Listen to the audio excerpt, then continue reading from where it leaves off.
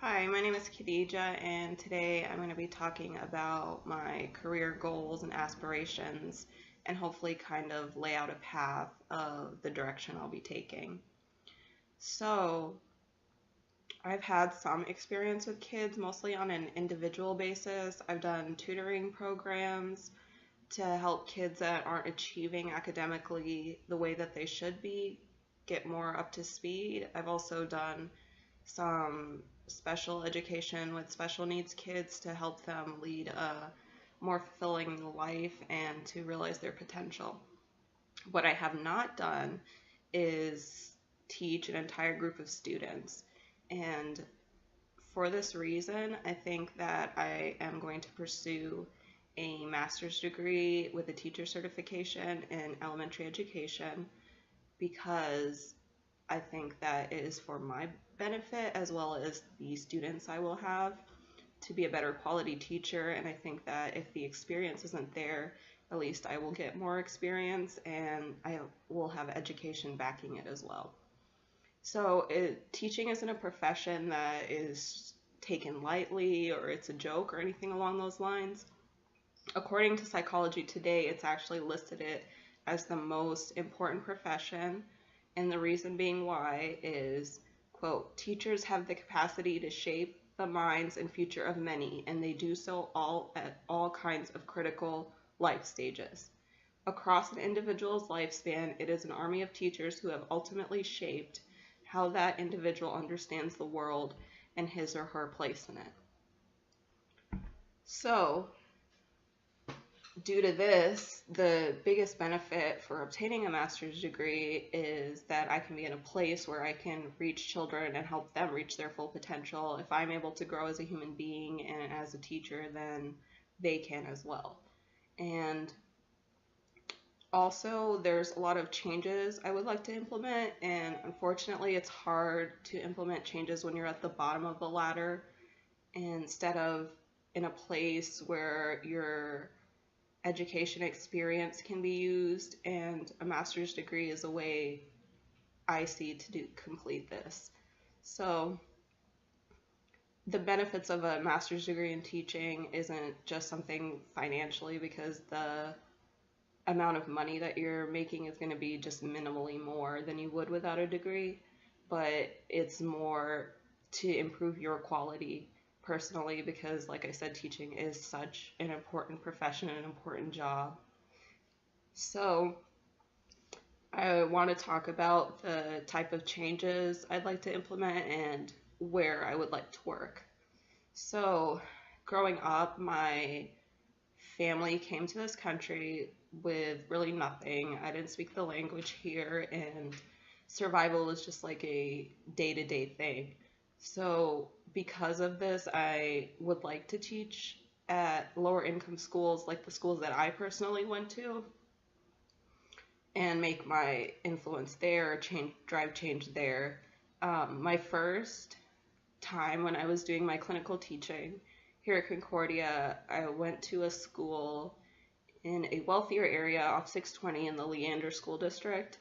So I walked in and I couldn't believe what I was seeing. There's no bars, there was drawings all over the wall, it was colorful, the grass was green, and I felt like I was in the Twilight Zone. This isn't the schools that I went to, this isn't the schools that I volunteered at, I'm not used to this.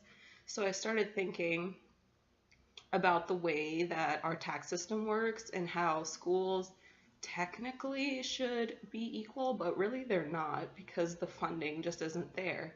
Teachers are happier at the school, they have more resources, they have more materials, and I think that in these areas there isn't really a need for better quality teachers, but in lower income areas there is. So it's my desire and my passion to work in school districts where there aren't resources, aren't great teachers people can just pick from, and opportunities aren't there for the kids in the way that they should be. So I'll start by talking about what my personal philosophy is, and then I'll go into what type of problems I think that I should be tackling. So my personal philosophy is that kids do not like going to school. It's a place of misery for them. And this should not be the way that it is. Kids are innately curious and they have a desire to learn. Ever since they hear their first words or open their eyes, they want to mimic and imitate and learn so they can become individual people. So I think that instead of routinely going through textual information, memorizing it, and keeping it in your brain as long as you need it and then throwing it away because you need room for the next thing, we should be making them explore, making them develop, and up their intrinsic motivation to learn. So there's also this authoritarian type of social control, and I've actually read an article that schools and jails have a lot in common, and I know this seems really out there, but if you think about it, we stand in lines, we make the bells ring, and this is just common practice. Nobody thinks about exactly why kids are so miserable going to school. So I think that natural hands-on methods, and teachers, instead of being the total controller, they should be a guide, a collaborator, and they should be able to be themselves and ask questions and just discover the joy in learning. And I think that instead of being this place of fear, it should be an open and nurturing environment. And I think this includes being inclusive rather than exclusive and more of a community. So I think that if we're able to do that, we can create human beings that are more humanitarian and aren't so self-involved. They're wanting the well-being of others. And if we believe in them, they'll personally believe in themselves, so they don't pursue that bumpy road of self-doubt. So I think learning should also occur on both ends of the spectrum. Obviously, I need to learn more so that I can be reflective and know what I'm doing wrong, what I'm doing right, and work on this so that the kids can see that we can change and be better than we are.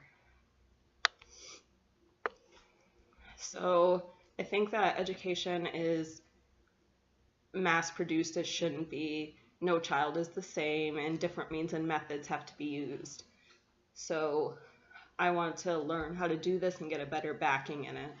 And my other issue, which I touched on a little bit, is the difference between schools in wealthier neighborhoods and those that are not so wealthy. So there's this type of fallacy almost that in American culture that you can be anything you want to be. And it doesn't matter what color you are, if your parents can pay the bills, you have one parent at home, this is the land of opportunity. And if you don't make something of yourself due to your circumstances, you're lazy, you're ignorant, and you're not motivated. And I think that we have to realize also that if parents are trying so hard to survive, they can't necessarily be there for kids the way that we think that they should, but who are we to be so biased?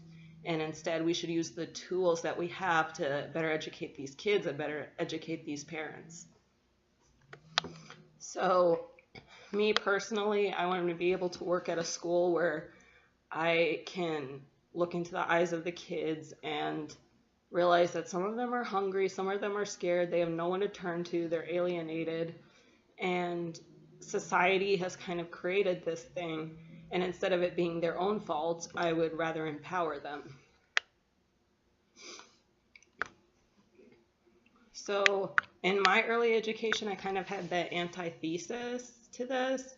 My fourth grade teacher believed in me. She told me I was smart. And because of this, I got better grades and I was eager to learn. So I think the influence that teachers actually can have is immense. So also, I think compassion and understanding is very, very important. I do think that I have that tendency anyway. And I kind of want to break this invisible glass ceiling or whatever it is that they call it. And so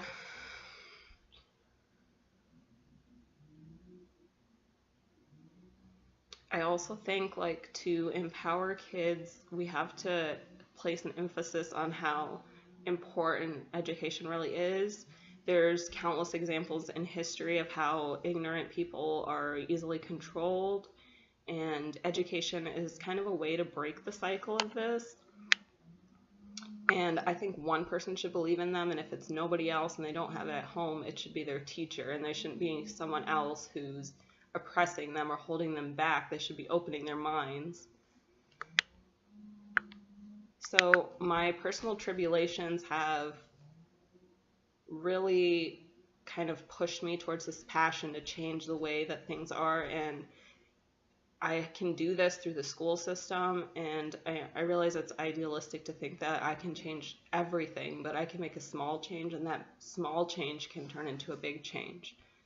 So eventually that's what I would like to do, whether it's politically or through an administrative role.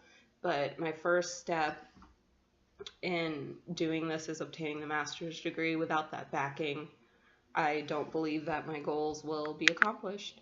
And I really appreciate you watching my video, and thank you very much.